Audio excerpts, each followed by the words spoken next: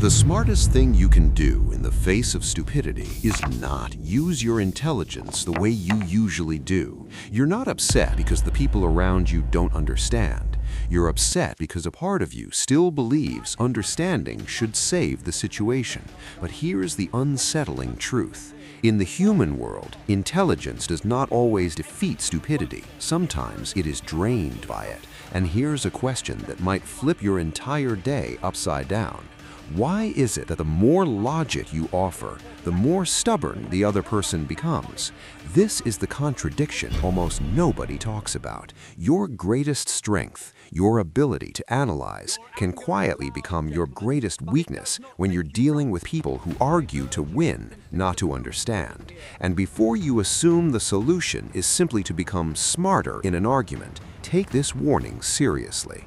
Logic is defenseless against deliberate stupidity, because deliberate stupidity doesn't answer to truth. You're attacking it through a door that it doesn't even live behind. And that's why the ending always feels so strange. You walk away tense, mentally exhausted, replaying the conversation in your head, while they walk away energized, almost satisfied. But here's the question we'll return to at the end of this video. Are you dealing with an ignorant person or with a predator wearing ignorance as a mask? The difference is not small, and the people who can't tell the difference get eaten. Let me describe a scene you've probably lived through before. A work meeting, a family gathering, or the comments section on social media. Someone is speaking with absolute confidence about something they clearly don't understand. You feel your heartbeat rising. Inside your head, you already see the entire map of what's wrong with what they're saying. You tell yourself, just wait, let me organize my thoughts. I'll present the evidence, I'll make them see, and then you begin. One sentence after another, one piece of logic after another. Careful, structured, precise. And the moment you finish, you get an empty stare, a blink, and then the exact same sentence again, just louder. That's the moment you feel like you're losing, even though you're technically right. And when this happens enough times, something dangerous begins to grow in your mind. You start asking yourself, am I the crazy one? Am I the one who just doesn't know how to explain things? But be careful. That question is already part of the trap, because you're assuming the problem lies in the explanation, when the real problem lies in the game you unknowingly walked into. In any argument with an audience, even a silent one, two levels are operating at the same time. The first level is the words. The second level is status. And this is where things become interesting. The person who speaks with confidence often steals the status, even if their words are empty. Meanwhile, the person who speaks carefully, cautiously, precisely, gets labeled as uncertain or weak, even if their words are gold. That's social dominance operating quietly in the background. It never asks permission. Schopenhauer almost built an entire philosophy around this. He called it heuristic dialectic, the art of winning an argument even when truth isn't your goal. He drew a sharp line between two things: logic that searches for truth and argument that searches for victory. And that distinction later became famous through what people now call the 38 tricks of argument. You see them every day. One person changes the subject. One attacks your character instead of your idea. One raises their voice. One pretends not to understand. You respond with logic, they respond with tactics. And here's the shocking realization. If you still believe arguments are simply battles of ideas, then you're fighting with a sword in a war full of guns. So before you learn any verbal tactic, you need to change one thing first: your awareness. You're not dealing with an argument, you're dealing with a motive, a hunger for control, a fear of embarrassment, a craving to hear someone say, "You're impressive." Listen to this carefully. You've fallen into something psychologists sometimes call the intelligence trap. It's simple. You assume everyone argues in pursuit of truth, but Schopenhauer believed something far darker. Many arguments are not about discovering what's right. They're about appearing right, even when you're wrong. And that's not distant philosophy. That's social psychology unfolding around you every single day, which leads to the real question, not how do I convince them, but how do I stop myself from being drained? Because some people do not argue to understand. They argue to protect the ego. And the moment the ego feels cornered, it defends itself. The moment the ego takes control, logic becomes nothing more than decoration. You are using System 2 thinking, slow, analytical, deliberate, the kind of thinking that asks why. But many people live almost entirely inside System 1, fast reactions, emotions, instant opinions, and then they dress those reactions as truth. This is exactly why the Dunning-Kruger effect often feels like black magic. The person who understands less speaks with more confidence, because they cannot see the depth of what they do not know. Here's an uncomfortable insight. Stupidity is not always a lack of information. Sometimes it's a defense system, a shield, a fortress. When you say to someone, "You're wrong," they rarely hear new information. They hear insult. And that's why they resist you, as if you're trying to strip them of their status in front of themselves and everyone else. So what do? Before we even talk about tactics, there's something else you need to see: a hidden drain. Every minute you spend in a circular argument with a stubborn person adds cognitive load to your brain. Your mind is working overtime, translating, simplifying, predicting irrational reactions, trying to remain calm. Meanwhile, the other person is spending almost nothing because they are not committed to the same standards you are. And that's the real secret of the game. You are paying gold to buy dirt.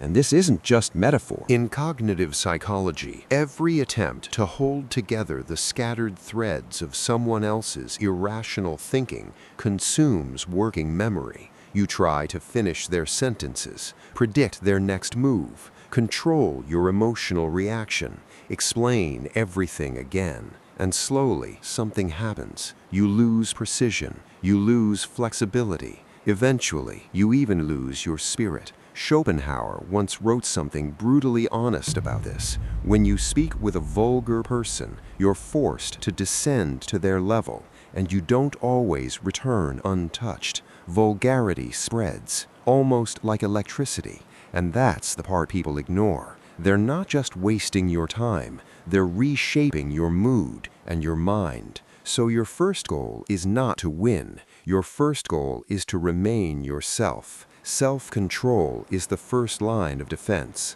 If this has happened to you before, you're not overly sensitive. You simply walked into a match with the wrong rules. Now let's move into strategy, not motivational advice, actual tools, cold tools, defensive tools. And to be clear, dark psychology here is not about humiliating people.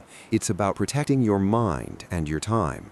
Because the first form of power is refusing to let anyone hold the remote control to your nervous system. Move 1. Silence as presence. Listen carefully to the difference. A weak response. No, you misunderstood. Let me explain. And now you've exposed yourself. A strong response. Pause. Stay quiet for 2 seconds longer than feels comfortable.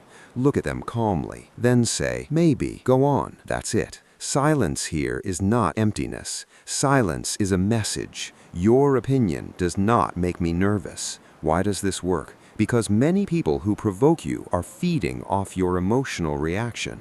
The moment you go quiet, you cut off their oxygen, and suddenly the power dynamic becomes visible. Who is chasing whom? Who is seeking attention? And here's a disturbing question to sit with. Who lost control? The person who shouted or the person who chose silence? Before we move to the next tactic, you need something even more important: frame control. The frame is the story your words are placed inside. You can present the best evidence in the world, but if the frame becomes, "This person likes to overcomplicate things," or "This person challenges authority," you will lose. Because people don't only receive information, they receive context. Imagine a meeting. Someone says something incorrect. You correct them. They smile and say, "Relax, don't make things complicated." Do you see what just happened? The conversation quietly shifted from right versus wrong to easy versus complicated. And that frame is deadly because it turns accuracy into social awkwardness. A weak response. I'm not complicating things. We have to be accurate. Now you're trapped inside their frame.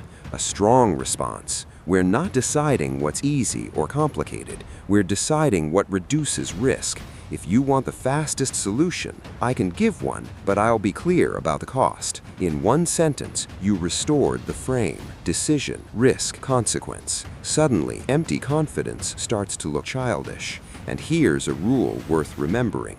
The person who wins the argument is often the person who chooses the title of the argument. Now, let's return to one of Schopenhauer's favorite tactics. Move 2. Agree and amplify. Agree.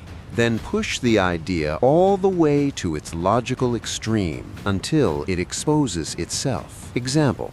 A coworker says confidently, "Everyone who succeeds cheats. There's no such thing as honest success." Weak response. That's not true. Look at these examples. Now you're trapped in a moral debate. Strong response. Perfect. Then we should start cheating immediately. Let's build a monthly cheating strategy and assign someone to track it. Watch what happens. Suddenly, they hesitate. They start adding exceptions. They begin defending themselves from their own statement. You didn't attack them. You simply held up a mirror, and the idea collapsed under its own weight. Another example.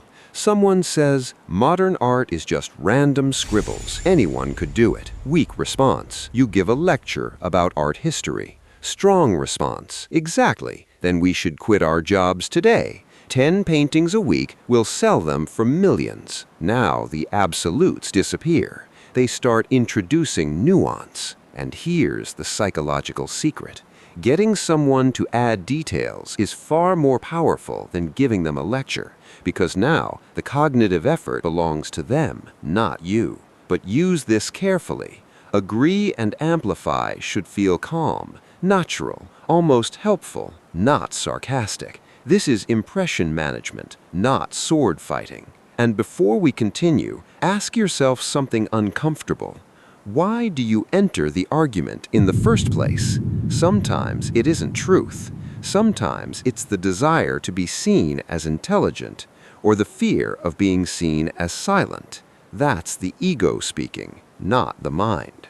Carl Jung would say the tension you feel when confronted with stupidity often reveals something in your shadow, a part of you that still seeks recognition from people you claim not to respect. A strange paradox. You dislike their thinking, but you still want their approval. And sometimes something even more subtle is happening. You're trying to fix them because you believe that if they understood more, their lives would improve. This is what we might call the arrogance of empathy. Empathy turning into a rescue mission. But reality can be harsher.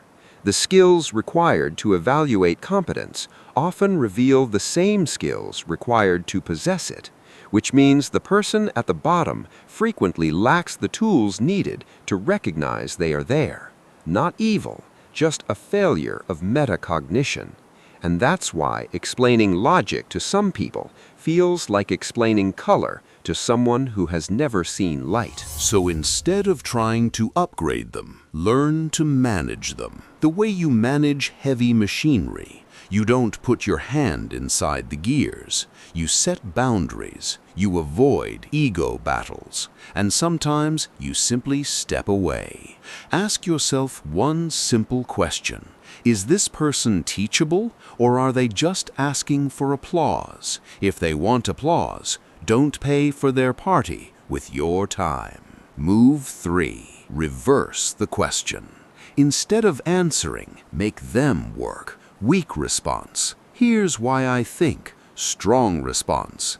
Help me understand something. What evidence would actually change your mind? Now watch carefully. Many people cannot answer this question because they never intended to change their mind. They were never discussing. They were declaring. And when someone cannot define what would change their mind, the conversation was never about truth in the first place. It was about tribe. Move 4. Fogging. Calm ambiguity. A technique for dealing with blame or insult. Example, your manager says, "You always overcomplicate things." Weak response, "That's not true. I'm the one doing the work." Strong response, "That may be your impression.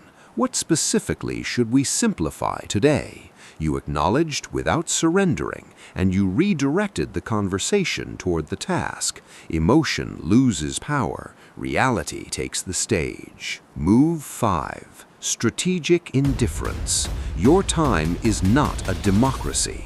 Your time is an empire. Sometimes the strongest response is, "Understood. I'm not continuing this discussion right now." And then silence, or a change of subject, or leaving the room. Sometimes it's even useful to allow the other person the illusion of victory, because people who feel victorious often become careless. And this becomes even more important when the person above you is the problem. Your boss, your client, someone controlling your promotion.